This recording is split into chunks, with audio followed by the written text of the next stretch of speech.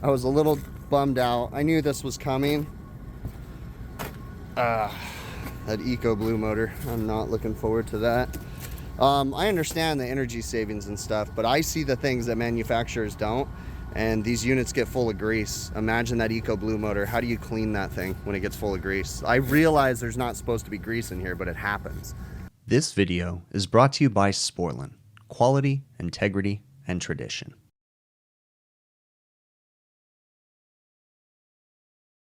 All right, today we've got a 5-ton office AC that's not working. We actually had a service technician start the preventative maintenance yesterday. Didn't finish it, just kind of came up and was actually doing some downstairs work. And they brought to his attention that the office AC wasn't working. So I had him look into it a little bit. And over the phone, him and I, we diagnosed that the unit had a bad transformer. So we're gonna open this guy up. I had him change the transformer, and when he put it in, it immediately tripped. The previous transformer did not have a resettable circuit breaker. This one did. So we're gonna open it up and see if we can figure out why the transformer is tripping the circuit breaker.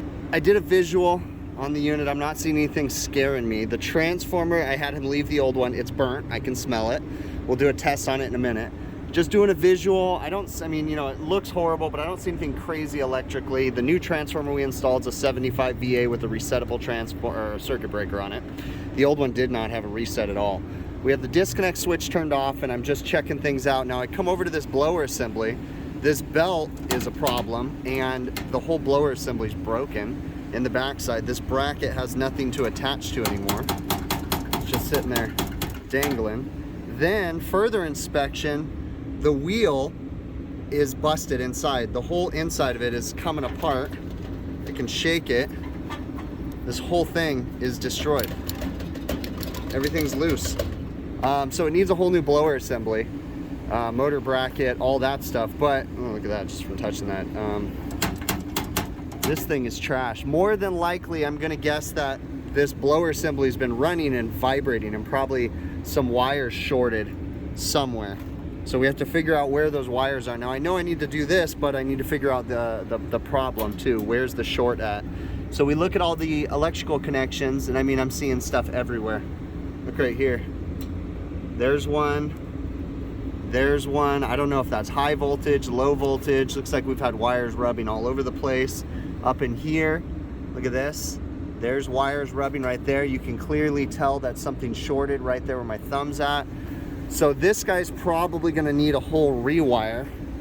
Now, I know we need to do a blower assembly, but I would like to clean a lot of this stuff up too. This thing is just trashed. I would love to say they need to change the unit, but these days it's so hard to get equipment. I don't know if we can get anything. So we're gonna just do an evaluation of the entire unit, figuring out what all is wrong with it. We know we need a blower assembly. These disconnect switches have a history of being bad. So we look inside to see if there's anything funky going on in there. Any weird stuff happening. Nothing crazy right now. I mean, nothing too abnormal. I'm not going to turn it on yet because I just want to visually inspect everything first. The more I look into this, look at this, the whole inside of the unit's cracked. There's not much I can do about that. So it's cracked over here, it's cracked over there. This thing's been vibrating for a while. It might be time. I think it might be time to finally just tell them it's done. This thing has had a lot of repairs done to it, and I don't know what else to tell them. Yeah, I think we're gonna have to call this one, because I mean, the structural integrity of that area right there is just completely gone. And sure, you can shore it up with some metal. You're not gonna weld that because, yeah, that's not practical. But the whole problem is that the whole thing flexes. I mean, and it's just gonna get worse and worse. It's going the other direction too. So yeah, this isn't a replaceable part that you're gonna get right now. There's no way.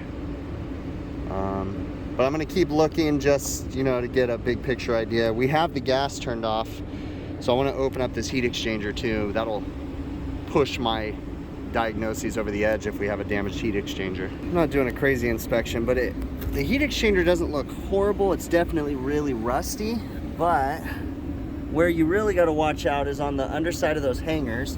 And then also sometimes I will disable these heat exchangers because they get so dirty that I'm afraid that they're gonna catch on fire. Now this one doesn't necessarily look like that, but coming down here actually gives me a different perspective on this crack that's on this upper support panel. And it's the whole thing. It goes all the way to this corner, all the way over to here, to the edge of here. It's cracked. You guys can't see it, but it's the same on the other side. So this whole piece right here has just lost its integrity and cracked in multiple places. It's just done. This thing is just done. All right, we've got a new unit here today, and we had to do some creative stuff because in order to get a crane that could reach here, it was just gonna be ridiculous. It was gonna be a 2-piece crane, and the cost was insane. So this is just a little 500-pound unit. So we kind of improvised very carefully, got a bunch of people here. So the crane's already left. We're in the process of putting curb tape down, putting the curb back together, and then we're gonna set the unit on. All right, got our unit set. We're just kind of prepping things. Got the unit right there. Now, I was a little bummed out. I knew this was coming. That Eco Blue motor. I'm not looking forward to that. I understand the energy savings and stuff, but I see the things that manufacturers don't, and these units get full of grease. Imagine that Eco Blue motor. How do you clean that thing when it gets full of grease? I realize there's not supposed to be grease in here, but it happens. Oh, it's gonna be a really expensive motor. I noticed that we'll figure it all out too. They changed the combustion area in here too. Interesting looking, but it's a normal heat exchanger still. So, been working on this for a while today. It's a slow process, but we've got the unit wired in electrically into the disconnect. We always leave spare fuses in here, so we're wired in, wires going through. When possible, I like to come up underneath. Now they don't, you don't run this in conduit very much, but I still put zip ties holding it up so it's out of the way instead of just letting it dangle in here for coil cleaners to have issues with. It's coming up into here. Yeah, we got thermostat wires. We gotta figure those out. We're currently doing the drain right now, back in here. So just a little bit at a time.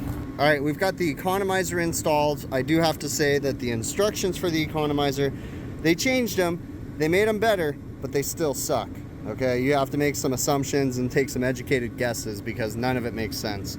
But we got that in there. I was tempted to just rip all that stuff out and wire it with thermostat wire. I almost did that. Now there's a specific setup for the Eco Blue motor, so we're gonna have to follow that. We're gonna put panels on. We got the drain piped with a clean out and unions on each side that we were good to go. So I like to go overkill on these things. It's okay, yeah, it's a lot of copper. Oh my gosh, I use copper. I always use copper on my drains. Lasts a lot longer. But so we've got a good trap. It's got everything on it. Wires are all ran. We definitely need to get some pleated filters. So we're gonna put the panels back on. I gotta drill some holes for static pressure. And then we're gonna do the startup on this guy. There. All right, we've got the unit turned on. I disconnected the compressor contactor just to be safe. I did bump the compressor contactor, made sure it was going in the right direction. The blower motor is running. We've got static pressure probes over here, so that way we can set the airspeed, which we're gonna do right now. So let's find out. Max external static pressure on this unit is 1 inch. All right, just piped in the gas line, got rid of that weird flex connector, got a proper sediment trap on it and all that good stuff. So we're good to go on this. We use the Nylog white thread sealant. It's good for gas and everything. You can see it kind of goes on clear. We're gonna paint this with black spray paint real quick. We're not gonna go crazy, just do a quick once over just so that way the black iron doesn't rust as much. And yeah, we're doing good. Okay, in order to set the fan speed, what you gotta do is you gotta have static pressure probes on here. I've got them, where are we at? Let's keep going. Total external static pressure is just under 1 inch, 0.96. And then it tells you on the sheet to use this diagram right here. Find your 1 inch external static pressure and go down to the CFMs required. And then that should be your VDC setting right here. Now, we're pretty much where we need to be. We're at 1 inch of static.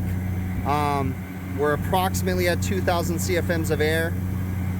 We're at 1,800, so maybe we can get a little bit more out of it. Now, my split is rising a little bit. We do have some ductwork restrictions. Let's look at our static. Can we break it down? I don't think it's gonna break it down for us right here. But if we go right here, toolbox, and we go return air static pressures at 0.52. If I can get that to focus, 0.52, and supply air is at 0.45. So we definitely have more of a restriction on the return. Let's see something here. Let's see what my outside air setting is, because we do want minimum outside air, 4.5. So yeah, okay. I just wanted to make sure that my outdoor air dampers are open. So basically, you turn the dial right here and you set your dip switch based off of these numbers right here. So you see in the B setting it does 6.9 to 8.7, and the C setting 7.7 to 10.0. So this guy's calling for 9.7, but the problem is we're already maxed out on our static pressure. So let's see what our airflow is again. I mean, we're right there. I think it said 392 CFM or whatever per ton. Oh yeah, we're a little bit low, so we can see if we can bump it up a little bit, but look at our temp split. Our temp split's high. So, you know, there's only so much you can do here when you have ductwork deficiencies, but the unit is working. It's on the tail end of everything. Let's see what my temp split's really high. Superheats on the tail end being low. What's the target? Calculated target's 5 degrees, so we're not too bad. I mean, we're right in the money on everything. I would like to turn this a little bit higher, but our static pressure is gonna go up for sure, so we're gonna play with it a little bit. All right, I ended up adjusting my outside air damper just a little bit more open because we're gonna go check the building balance too, but I know that this building runs a little bit negative. So I opened up my outside air damper to 6 volts. That's just a little bit more than probably 50% open. So we do gotta be careful about that. But these buildings oftentimes will pull a lot of makeup air through the units. Notice my VDC is about 8.46. We're at 1.09 total external static. I can't go any higher than that. I'm already pushing it. So we're gonna let this run. We still gotta come back and fire up the heat. We're not gonna do that today, but we got it all leak checked and everything. Everything's good. So we just need to test fire the heat when we come back, but we'll let this run for a day or two, and then we'll come back and check everything out. All right, we ended up finishing it up. I started up the heat, tested the gas pressure. We're not doing combustion analysis on this. It's actually too warm outside. It's like 80 degrees anyways, but burnt off the oil off the heat exchanger. Unit's back up and running. I'm confident that the airflow is as high as I can get it. Went ahead and painted up the drain line and the gas line. Yeah, they should be happy campers now. They have an AC. It's good because we're supposed to hit like 90 this week, so customer will be happy to have cooling in their office / back kitchen for sure. So I mentioned it in the video, but I'll elaborate a little bit more. We had quoted to replace this unit, and when we were doing the quote, we realized that because of the orientation of the building, the size of the crane was going to be insane. It was going to be a 2-piece crane. Well, actually, the one behind me is not even a 2-piece, but well, yeah, I guess that would have been a 2-piece because they would have had weights. It would have been similar to that one. But anyways, it would have been a 2-piece crane that we would have needed for this job, and it was going to be insanely expensive, almost more than the package unit. It was nuts. So we opted out of using the 2-piece crane, and we just got a smaller, like, I think it was like a 30-ton or something like that. And we used a special dolly that's made for package units. And we set the unit all the way across the roof, set it on top of the dolly with the 4x4s, and move the dolly across the roof. Now, we have to do that very carefully because, number one, you don't want the unit to fall off, right? Number two, contrary to popular belief, you have load limits all over that roof as far as the structural stability goes. You can't just set you know, for instance, let's say you have a 2,000 pound, 12 ton package unit on that roof. You can't just set that 2,000 pound package unit anywhere on that roof. You know, it's structurally made to be set where it's supposed to be set, and you have to be cautious about moving giant loads across the roof. Now, the particular package unit that I was installing was less than 500 pounds, so we were okay, but still we had to be considerate of the load limits of the roof, being careful that we weren't, you know, causing any kind of danger for people down in the building. Not that there was anybody in the building when we did the lift anyways, but still we had to be careful. So we set the unit across the roof, we wheeled it back over, and then slowly set it down with multiple people. We had the 4x4 sticking out, set it down, then remove the 4x4s, and the unit set down. So sometimes you got to improvise, you know. It may seem kind of silly, but you got to do what you got to do, you know. They also make special fancy machines that if you need to, you know, move units bigger than what I did, like a little, you know, bigger than 500 pounds, you can get gantries that have robotic carts, you know, or remote control carts that you can drive across the roof and different things like that. But again, you need to talk to structural engineers and make sure that the roof can handle that load moving across it, because you don't want to cause any big issues, right? The last thing you want is a package unit to fall through the roof, or, you know, structural damage to happen. So be mindful of that. Now, when it comes to the package unit itself, the installation really wasn't that big of a deal. I'm a little bit worried about that new axial evaporator fan motor. Carrier calls it the EcoBlue motor. Now, nothing against the motor. The motor itself seems fine. I understand the energy efficiency, selling point, and all that stuff. Like, I get it. But I also see things that maybe people don't understand or just don't anticipate, and that unit's going to be full of grease, and I just anticipate that EcoBlue motor getting full of grease. I mean, I would have to say once a year, the previous indoor blower motor, blower assembly, we would pull out and clean with coil cleaner once a year, you know, and just break it down. And that's probably not good for the indoor blower motor or blower assembly either, you know.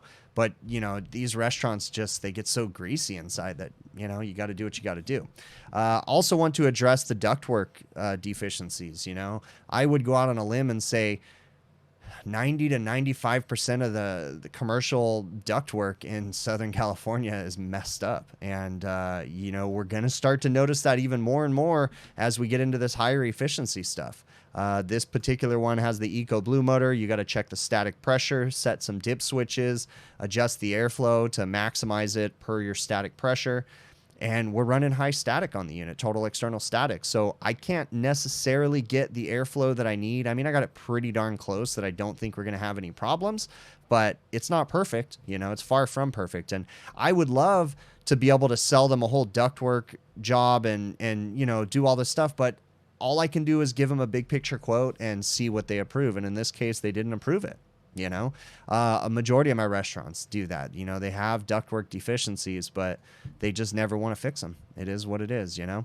So we did our best with the tools that we had. We made sure that the unit was installed according to spec as much as possible. So our static pressure was a hair on the high side, just a little bit past 1 inch, which isn't perfect, but, you know, it is what it is, right?